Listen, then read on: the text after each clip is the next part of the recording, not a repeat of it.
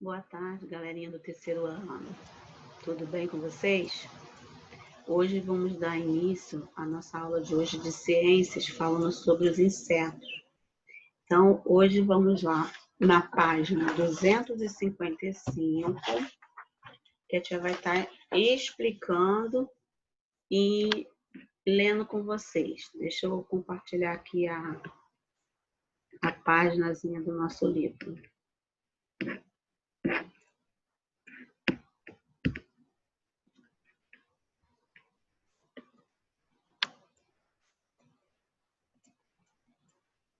Bom, a páginazinha é essa, página 255, falando ali, na nossa página está falando sobre as antenas. Porém, nós estamos conversando e vamos estar falando sobre os insetos, um pouquinho sobre os insetos. Como o nosso fundo aqui atrás da tia já está logo botando lá, dizendo o que é os insetos, né? Então, vamos dar algumas características dos insetos. Então, vamos lá. Os insetos têm 2 antenas e 6 patas. Então, eu estou afirmando que os insetos têm 2 antenas e 6 patas. Alguns insetos têm 2 asas, como a mosca, e outros 4 asas, como a mariposa, que no caso a borboleta. Então, preste atenção.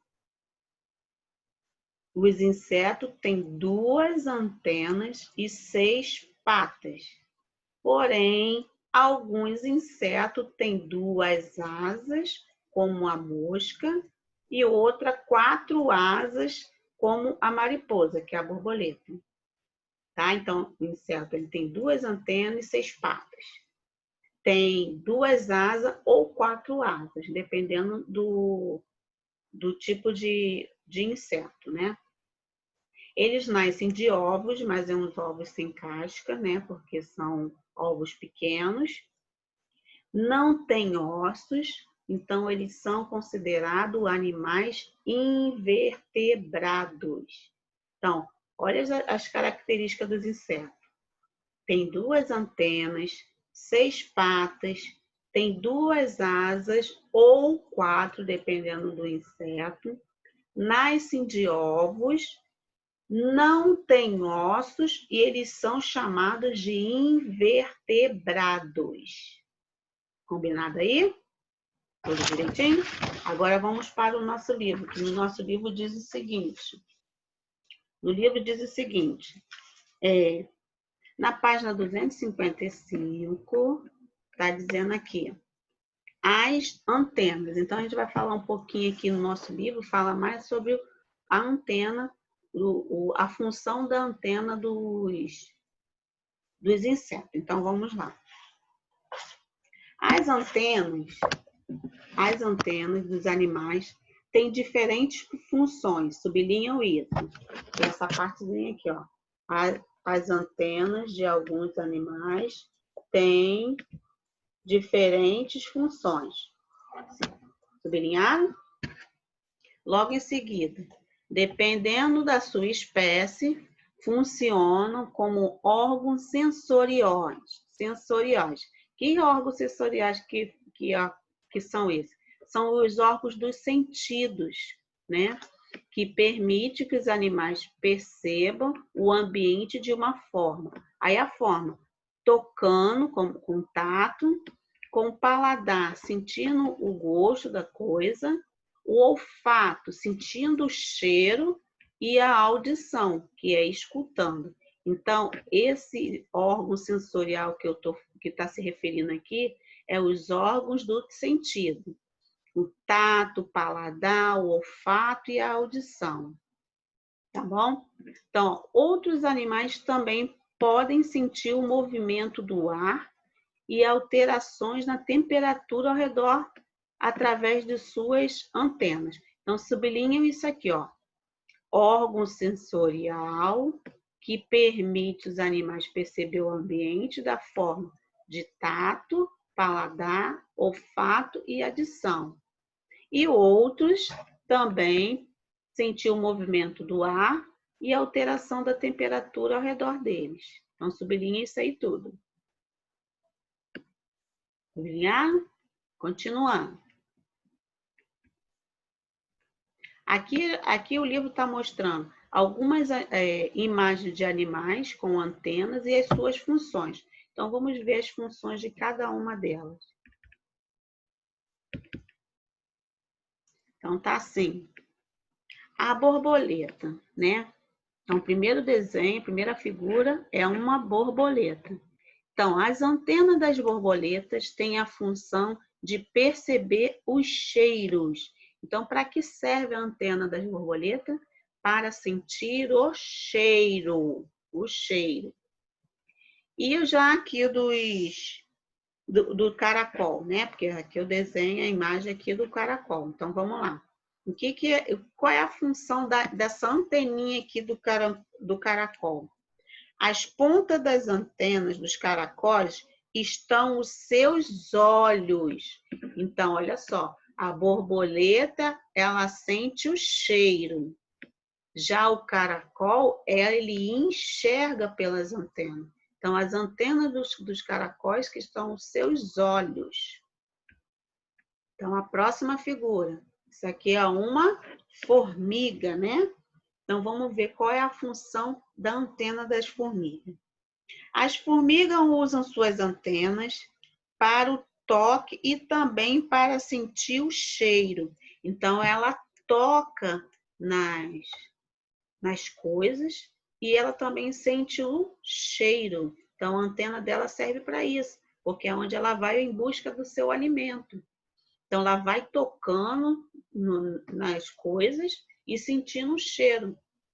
Então, a borboleta sente o cheiro, o caracol é a visão dele, e da formiga, além de tocar nas coisas, ela também sente o cheiro. E as moscas? E as moscas? Então, vamos lá, a função das moscas. Nas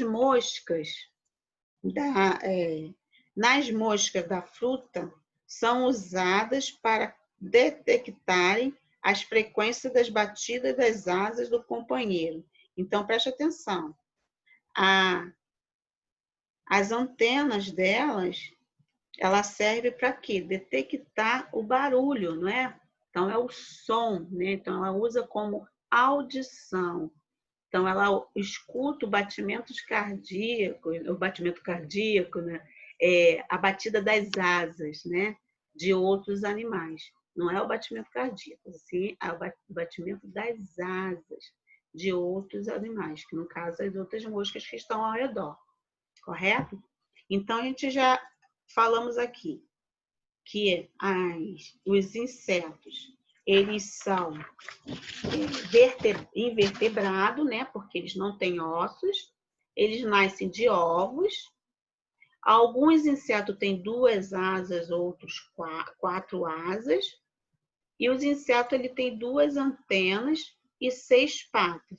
E as antenas ela têm determinadas funções, que no caso, sentir o cheiro, ou enxergar as coisas, ou tocar nas coisas, ou ouvir as coisas, né? Porque no caso da mosca, que nós falamos no finalzinho ali, as moscas, ela usa a antena dela para fazer o quê? Para detectar as frequências, né? Das batidas das asas. Então, ela detecta o som, né? O barulhinho. Então, ela... Agora, na página 256, é a nossa atividade. Então, a atividade está da seguinte forma. Complete as frases abaixo. Então, as frases estão dizendo o quê? Primeira frase. São animais invertebrados. Então, o que são os animais vertebrados? Então, o que são os animais invertebrados? Aí, o segundo. São animais vertebrados. Aí, você vai colocar lá. Quem são os animais vertebrados? Terceiro.